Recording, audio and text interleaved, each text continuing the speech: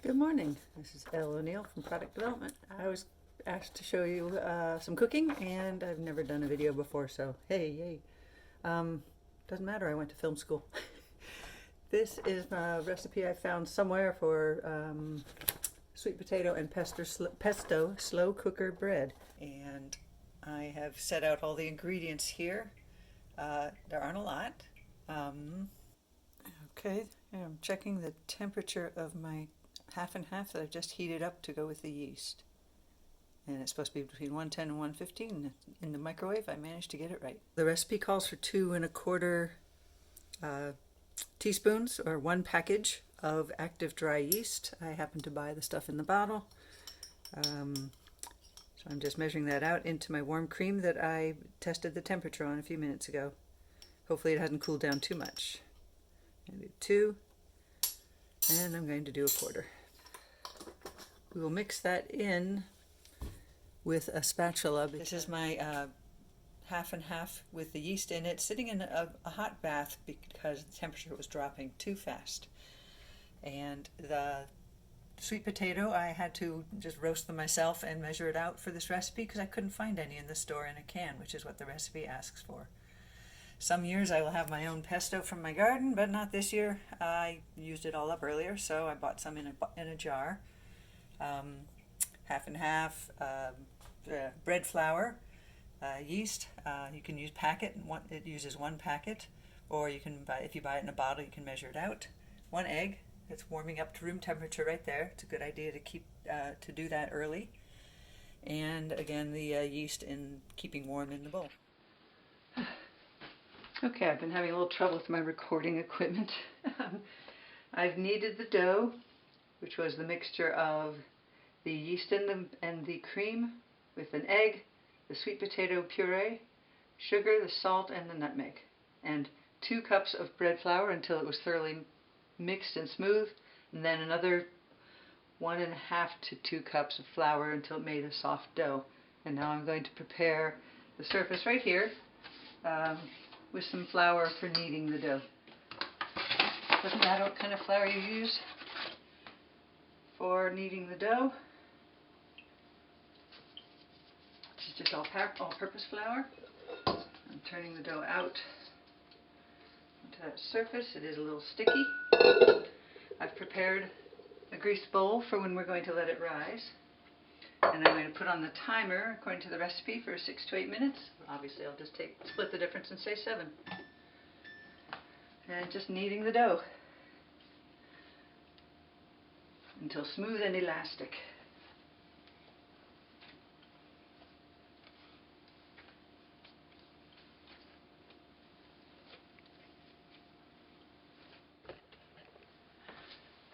I've often wondered what elastic means when you're kneading dough, but I find that after 4, 5, 6 minutes, I can sort of feel it. It has a sort of a give to it. Elastic is a good word for it, a rubberiness. And that's 7 minutes on my timer. So I'm just going to finish it off here, and then we'll put it in the greased bowl and let it rise for about an hour until it is doubled in size. I do have a warming setting on my oven, so I'm going to put it in there with that set to get the right temperature. Here it goes into the bowl. You put it in. You flip it over so both sides are greased. You cover it and you put it in your warming oven or in a warm place. An hour has gone by and the dough just came out of the proofing oven. It has doubled in size. And we're going to punch it down. Way fun. Imagine your worst enemy, of course. Everybody does that, right? Then you just turn it out onto a lightly floured surface. And we're going to roll out the dough. There we go.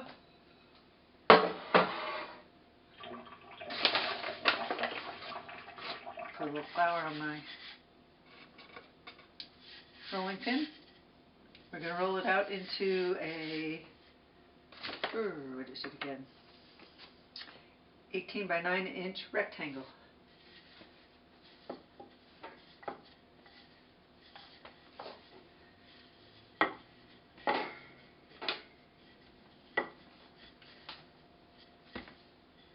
could even measure it, which I probably will, just for fun.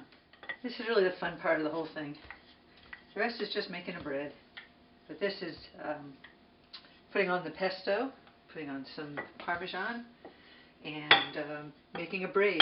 Well, not really a braid, more of a twist that you coil up, and that's what makes this fun. Now let's see how we're doing for size. 18. We're only at about 15 to 16. And they want 9. We're over 9, so we need to make it longer and let it be narrower.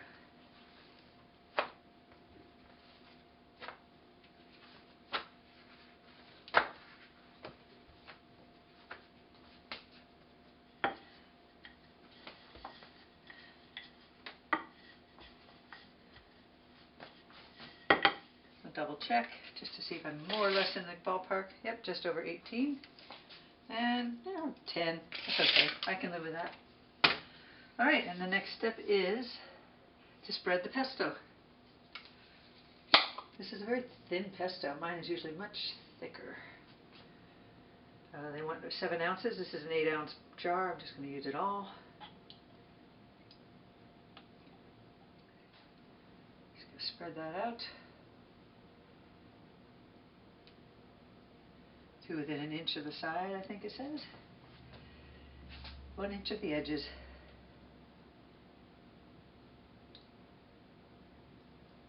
This part of the recipe where we are going to roll it up and cut it and all that sort of stuff is incredibly messy. Mostly because pesto is so oily. It's going to get on everything. Should be fun. Alright, this is a half cup of Parmesan that I grated earlier before we started all of this. And the amount you want is a half a cup for the sprinkling here, plus another couple of tablespoons to put on after. I saved that aside. I'm sprinkling it all around. And then you roll it up, jelly roll style. That's a fun part too. Start with the long side. And roll it up.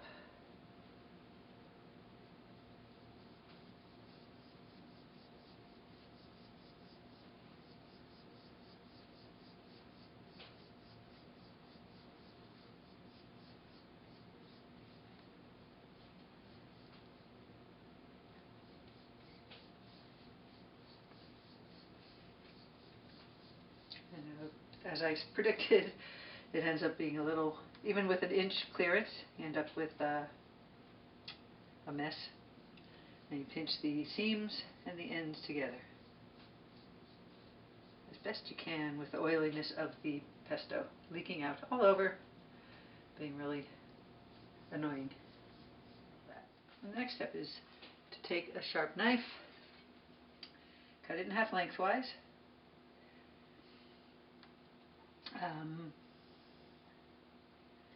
Completely separate, so we're not preserving a joint end or anything like that. And this is where it gets truly an atrocious mess. Woo-hoo. Cut side up. And I've got one side much too thick. It's going to make a rather ugly braid. I think I'm going to thin it out a little in the middle there. Hope we can get it to keep together. And loosely twist the strips around each other.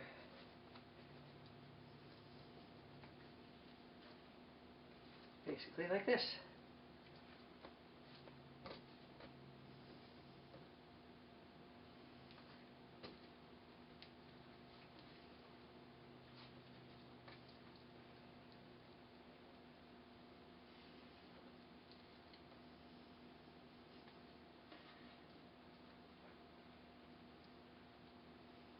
That is the loaf. Oh, such a mess. To shape it into a coil, basically like that. I'm going to try and scoop up some of this delicious pesto. And we're going to put that on parchment paper.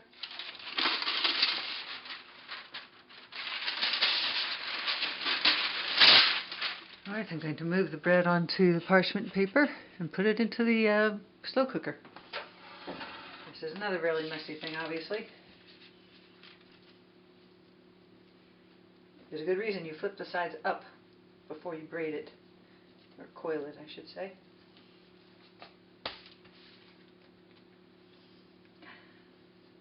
Lost some of that precious pesto again. Now we're just going to plop that right into the microwave. We're going to top it with some extra Parmesan. Nothing special here, just sprinkling it with the cheese. Let's make sure that this is seeing it.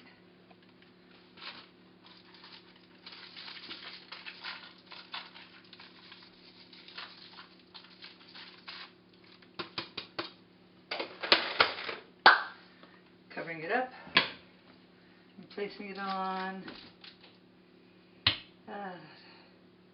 I let it rise for another hour and then we bake it. Okay, so it has been rising for an hour, and the recipe then just says to turn on the slow cooker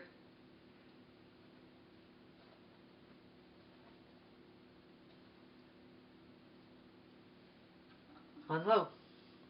Sorry, it took me for so long to find that. 3 to 3.5 hours. Alright, it's been about 3.5 hours, and we're going to take this out of the cooker and cool it off for a bit.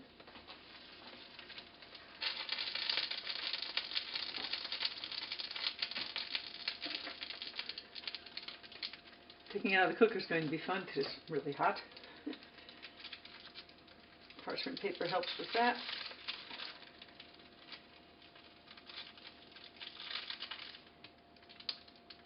And there it is.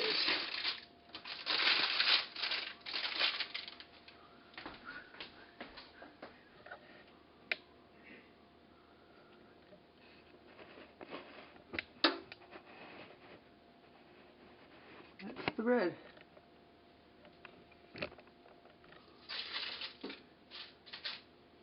Alright, my taste testers are coming. We're going to try out some bread. Go for it. What do you think? There's my son. Some hubster. It's different, isn't it? It's pretty good.